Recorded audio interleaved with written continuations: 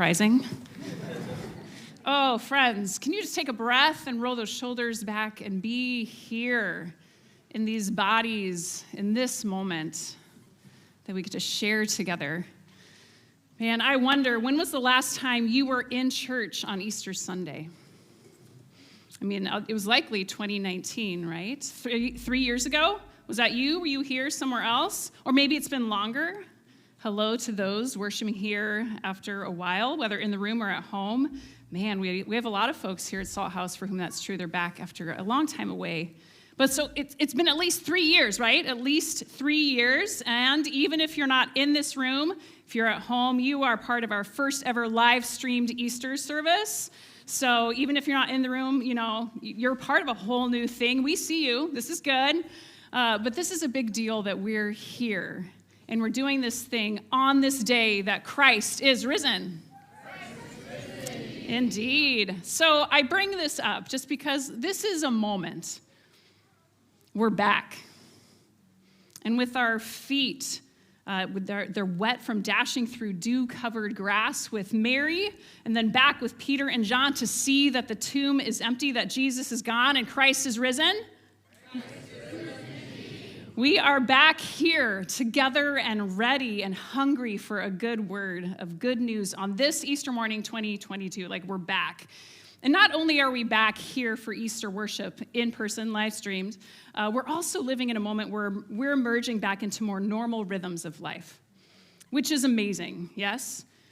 Friday was our son's 8th birthday. Yeah, that's right, Good Friday. Oh yeah, because what pastor doesn't want to have their kid's birthday during Holy Week? That's also spring break, I know. It's a magical combination. But we had a bowling birthday party on Monday night with 6 8-year-olds having the time of their lives. And I just sat there and absorbed the goodness and joy and delight of my child actually able to do something fun in the world with other people and just be there. It was so good. And we're all getting these glimpses and experiences of life like this, right? Things we never knew that we took for granted until COVID, which is amazing. I also find it exhausting as we've lost the stamina to be busy. Maybe that's just me. What I'm also observing in my life and hearing from others is that in the midst of this, oh, we're so ready, and oh, this is so amazing, we're also bumping up against how we're emerging into a life and into a world that we hardly recognize. And we find ourselves in these bodies of ours feeling uncomfortable, unsure, feeling confused, exhausted, overwhelmed, not quite at ease as things that we think should be comfortable and familiar feel unfamiliar. The world that we knew is no longer here, not quite. And we know, of course, that the world is always changing, right? So in some sense, it's never what we think it should be, right? But yet this moment is a lot of that. In Brene Brown's interview this week on her podcast, Unlocking Us, she was talking with Scott Sonnenschein, and they spoke of this moment that we're in as the big reset. It's similar to the 2008 recession and the dot-com boom, but now for us, we're in the midst of racial reckoning, potential world war and pandemic, right? And they spoke of how when it comes to doing business right now, you can't operate as if it's February 2020. People don't have the same mindset, the same desires, the same priorities as they used to. I mean, we don't, do we, right? It's true in the business world, but really for all of the dimensions of our lives. We're certainly experiencing this reset in our relationships. I'm looking around do I have friends anymore, right? Whether it's differences in maskings and vaccines that have divided us, or that our people have moved away for new vocations or for cheaper housing, or simply that we haven't been logging that steady stream of time together with our family and friends, and so we feel that distance. There's this reset that we're in, and we have to find a way forward, back toward each other, even when it feels distant or lost, or at minimum, it feels unfamiliar. So I just wonder, does this resonate at all for you? Are you feeling some of that in this time? 2 people. Okay, that's great. Talking to you then. It's that feeling of just where am I? What is this? This is hard. Who am I?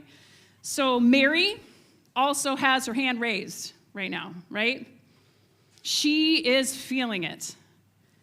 So what we're going to do, I'm going to dive into the Easter gospel and make connections to the beginning and the ending of like the whole biblical story. We're going to catch folks up who are new or who weren't here for our journey through Lent.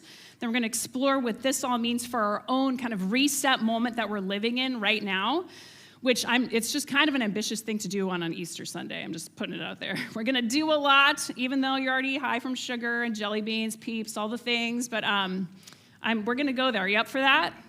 All right, we're just going for it. Okay, good. So, Mary is feeling it to stand at the tomb of her beloved friend and teacher who was murdered. You know, this isn't how it's supposed to be, right?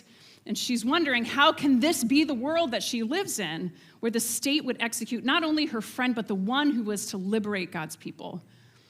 So on Good Friday, Mary and all of Jesus' friends, they thought it was over. And in the language that we've used for this Lenten season here at Salt House, on Friday, in Jesus' crucifixion, the curse won. So this is language of blessing and curse that marks the very beginning and the very ending of the Bible, and it's woven throughout. So I just want to catch folks up who weren't here, so we're all on the same page. Those who were here, maybe I'll just call on you and you can just shout out and finish the sentence for me. No, okay, won't. Okay. But we've been returning to this narrative of blessing and curse to reclaim Genesis 1 as our true origin story, which is necessary because we have been told the wrong origin story from Genesis 2 and 3, when Eve and Adam eat from the one tree that they were told to leave alone. It's like you had one thing to do. And that bite of fruit led to a church doctrine known as the Doctrine of Original Sin, which argues that when Eve and Adam ate the fruit, something negatively and permanently changed inside of them. It shifted their nature, and this nature has been passed on to every human being since. Does that origin story sound familiar to you if you've been in the church? Yeah. It's the fall. That's what we call that. And many of us have been harmed by this theology and this teaching that claims that our default identity is sinner in need of saving. And I'm so sorry for this harm, because it's actually wrong. Our story doesn't start in Genesis 3. It starts in Genesis 1.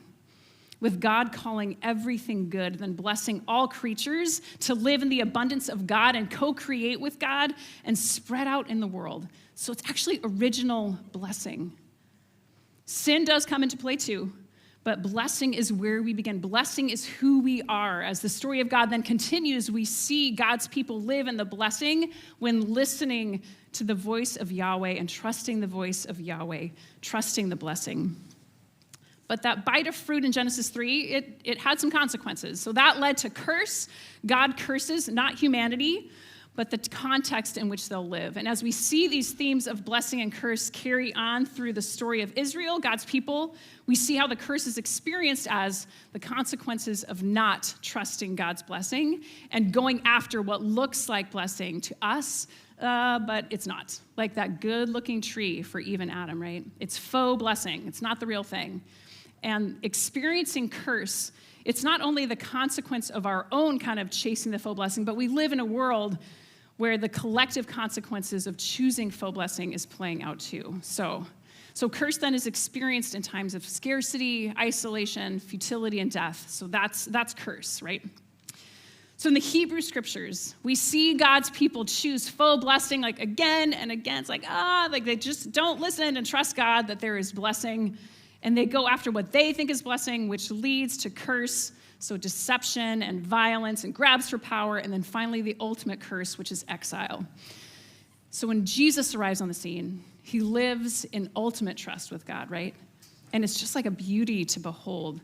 Jesus claims that blessing is arriving in a new way through himself, in the way that he brings love and justice, inclusion and healing. Jesus confronts those in power, accusing them of getting in the way of God's plan to bless Israel and the nations through himself. So God is moving to erase the curse. That's what's happening through Jesus. And it is all happening until Jesus is betrayed. Those leaders arrest Jesus and have him killed. He's tried unfairly. He's tortured, publicly humiliated, and dies the death of a man of the curse. So the curse won, right? No wonder Mary feels disoriented. For isn't this a big reset? But this reset doesn't end at the cross or at the tomb, right? Mary in the darkness at the abandoned tomb on a Sunday morning stands in the shadow of the curse. That's all that she can see and feel. That's all that she knows in this moment. After John and Peter leave Mary at the tomb, the sun rises on a new day in this world that she hardly recognizes. She's still bleary-eyed with grief. She peers into the tomb again, this time greeted by angels. Then she turns to see Jesus himself. Yet in her grief, she's blind to who he is, and she mistakes Jesus for whom? The gardener. This detail of mistaken identity is packed with so much meaning. A gardener? Does your radar go off, right? If this is a gardener, then we must be in a? Yes, a garden, again. Not to mention what is snuck in the very first words of this gospel reading, how John is winking at us, saying, early in the morning, on the first day of the week, while it was still dark. Darkness on the first day of the week. We know this too. Our radar goes off for that too. We go, we know the other time when there was darkness on the first day of the week. The story of creation, Genesis 1. So we are in the garden again in our origin story. Our origin story is pulled forward to what's happening here in this moment. So this is the first day of a new week, and some new things are happening here about us. You see, instead of fighting back against those who arrested him, Jesus believes that he is that chosen Israelite that prophets had spoken of, who would face the curse that Israel and all of humanity deserves. And he allows the curse to fall on him. Jesus indeed dies a shameful death as a man of the curse. But that's not the end. It's the beginning. Again. Just as God brought life and blessing out of darkness in the beginning, so here through Jesus, God reverses death by raising Jesus. The curse is put to death. This is a reset. It's a resurrection reset. The context in which humanity lives is no longer that cursed existence. It's a new creation that we live in, a new chapter in our origin story of original blessing, where the blessing of God's abundant life can be fully experienced, it can thrive, and it can spread out again. It's amazing. Are you following me? What this means? Good. Jesus' resurrection changes everything. And yet, does it really? Because I look at the violence and war, assault, oppression, genocide, racism, murder, queer and transphobia, torture, cancer, misogyny, neglect, just the suffering of all kinds that we have witnessed in the last 2,000 years since Jesus' resurrection, including right now. And I'll be honest, it looks like a whole lot of curse still. Are you with me? So this Easter, 2022, I need to ask, are we really in new creation? Are we sure the curse hasn't won? That question, I just need to be honest, that is my question right now. And if you're honest, is this yours too? Why do we see so much of what looks like curse? Well, this resurrection moment and the curse's defeat, it falls in the long narrative of the story of God, right? And the story isn't over yet. There's the whole rest of the New Testament, right? And beyond. So the writers of the New Testament, as this new creation, this way of Jesus was carried forward, explain how the curse doesn't disappear with the snap of a fingers. New creation begins arriving in resurrection. The curse is ended, yet it's not yet gone. If this reset were like a toilet flush, it's just taking a long time to go down. It's just a lot, slowly going down the pipes. It's slow transformation. It's not all at once. Like the Apostle Paul says. No, Paul does say how, Paul writes how the whole creation feels this as it groans in labor pains awaiting for the transformation of all things, right? So it's moving slowly as we wait for God's kingdom to come here on earth as in heaven. So then finally, in the last chapter of the Bible, the last chapter of the book of Revelation, we see what is eventually to come. There's this vision of a future time with a great river flowing and the tree of life on either side, bursting with fruit, and it says, the leaves of the tree are for the healing of the nations. No longer will there be any curse. Boom. No more curse. Eventually. That first Easter morning is indeed another big reset, a resurrection reset. The power of the curse in our lives has been defeated as everything begins to change, and we live into the time when we will see it finally with our own eyes as true. And I need to hear that promise this Easter 2022. God, I need to know that this is all headed somewhere. And then I also honestly need to know, God, what am I supposed to do with the crushing anguish I feel for the horror unfolding in Ukraine? God, what do I do with my outrage alongside my queer and trans beloveds who long to just be seen and celebrated as they are, but who also just fear what's coming? God, what do I do in the face of another friend's death of breast cancer, leaving 2 young kids behind? God, what do I do as I sit here with this friend who does not have a home tonight for his family? God, even with this resurrection reset, even though it's all headed somewhere good, what do we do with our heartbreak now? Because it is real, and it is a lot, and there's only so much chocolate to get us through. Are these your questions too? So when I spent time with these questions this week, I was drawn to Mary. So Mary is in this garden. She's the first to experience this new creation, right? The resurrection reset. Mary shows us a great path forward that we too can take when we are in what feels like curse, like right now. So what does she do? Notice Mary didn't stay away that morning, but went to the tomb to face the painful reality and embrace the grief of Jesus' death. Wow. So Mary shows us that in our own experience of curse, so pandemic, grief, Ukraine, relationships, the unfamiliarity of everything right now, that we can show up in our grief and pain too, which is such hard work. Yet what happens as we move toward it? Well, for Mary, she isn't crushed by despair. In fact, she is met by Jesus. Because the curse isn't what the curse used to be. It's not the curse anymore. It's reset. So our origin story of blessing, it's rewritten free of the curse again as it was in the beginning. Which means that for Mary, so for us, that even when we're in the pain of what looks like curse, even there, it's not curse. There will be blessing in disguise. Because of the resurrection, Jesus makes death and all suffering of our lives the place where we are found by God in our suffering. This is why the cross is the central symbol for us as Christians. This cruel instrument of torture and death wielded by the Roman Empire. Man, that's so strange that we do that. We hang it on our walls and around our necks, and we tattoo it on our bodies because it is here on the cross that God meets us in what seems like curse, right? It isn't. We find a blessing in disguise, for here God makes God's own self present, hidden in weakness, vulnerable, suffering, forsaken, dying. The curse is no longer void of blessing. The curse actually harbors blessing in disguise. Does this diminish our pain? Absolutely not. Is this all about like finding silver linings? Heck no.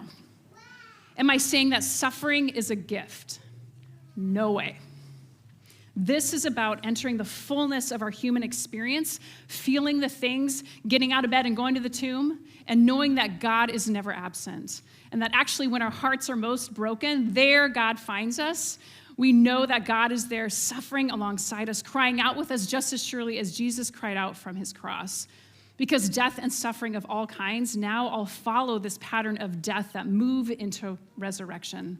Somehow in our experience of pain, we will be greeted by blessing that will lead us through to new life.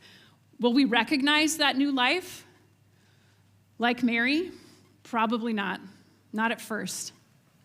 because it'll be unfamiliar. But this is the God we know in this resurrection reset, our blessing in disguise God. Yes? So I'm just saying this because this is what I needed to hear today. This is like the word that I desperately need to hear today in the midst of everything. And man, I've struggled through this season of Lent with our theme of our origin story of original blessing. And I know it's true, but dang, man, I just am so wired to have to prove that I'm good by doing good, right? Then I just know it, and that's how I know, right? What do you mean blessing is where we begin and I don't have to do anything? Anyone relate?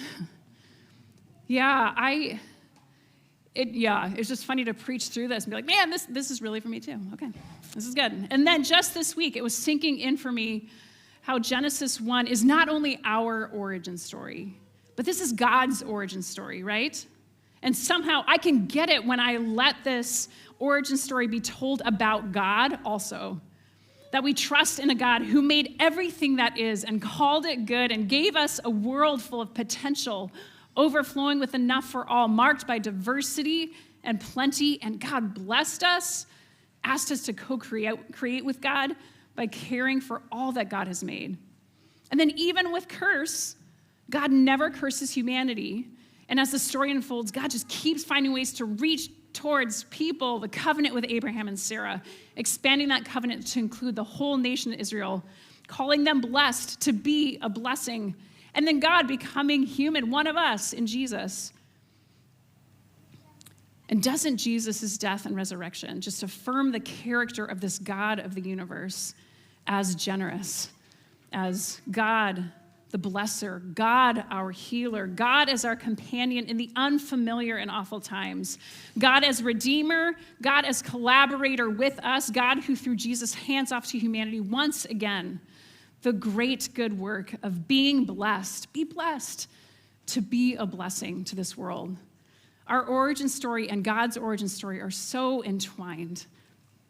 Do you hear how, as things feel fuzzy, unfamiliar, hard, awful, in the midst of the big reset of 2022, that this is the very kind of scenario where God shows up and shows off when we choose to show up in the darkness too? So friends, to close, I want to invite you into two things. Brene Brown in her podcast also said this week how a reset is where hope and opportunity live. A reset is where hope and opportunity live. A reset is where hope and opportunity live. And in the midst of navigating the unfamiliar right now, doesn't that feel true? Hope and opportunity? And in reflecting on Jesus' resurrection reset, isn't hope and opportunity absolutely what comes out of it? So first, let me ask you about hope. Friends, where do you need hope? In what? For what? In other words, where are you longing for blessing in disguise? Can you please take time to answer this question today? As you search for Easter eggs and eat some ham, maybe bring it up at Easter dinner, or wait till Christmas. Where are you longing for blessing in disguise? Where do you need hope? Name it today. Then see what comes in the days to come. So hope. Then second, finally, let me ask you about opportunity. How is this reset a time of opportunity for you? To put it in the language of our origin story, how is God inviting you in this reset to be blessed, to be a blessing? Where is there opportunity? So one of the great joys of my life is y'all, full stop. Seeing how we together here at Salt House, man, we get to continue to live God's generosity as blessed to be a blessing. We do that in how we engage with folks here at Salt House and those who are clients at Kirkland Place Shelter who are experiencing houselessness. As we fight and just loving on all of our queer and trans beloveds as naming man completely loved by God, as we engage in anti-racism. And how just in the intimate moments of time together in small groups and in worship and in prayer and in serving together, man, it all just shimmers of our origin story of being blessed. And it shimmers of our God our generous blesser. I am just so grateful. And side note, I just want to say one observation. This whole everything feels unfamiliar thing that we're naming here is absolutely happening here at Salt House too, that because it's just the effects of COVID, our sense of community right now, it feels different, it's unfamiliar for folks. So everyone here, I just want to say everyone here feels like they are new. Even if they aren't, that's just happening right now. And I just want to name that as an elephant in the room kind of thing, which I just hope is of great comfort and orients you as you start to show up, that we're all looking for that sense of belonging, and we all have a chance to step in and own it together. Okay, and side note. So just ask God about hope, that blessing in disguise question, and opportunity, being a blessing. We've printed those 2 questions on the insert in your bulletin today. If you want to just take that out and take it with you so you can remember those questions. And then you can leave that cover here outside the door if you'd like to. But just let yourself linger in these reset questions. As you do, consider how this is an invitation to jump into blessing here at Salt House. Man, to find a way to serve and belong beyond yourself and in a way that leads to connection as we emerge into this world we hardly recognize. Yet also a world where the curse never gets to win again because Christ is risen. And because of this resurrection reset, together we get to be found again and again by blessing in disguise. Amen? Amen. Let's pray.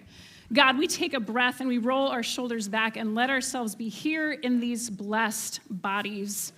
And God, in these next moments, speak to us about hope and opportunity.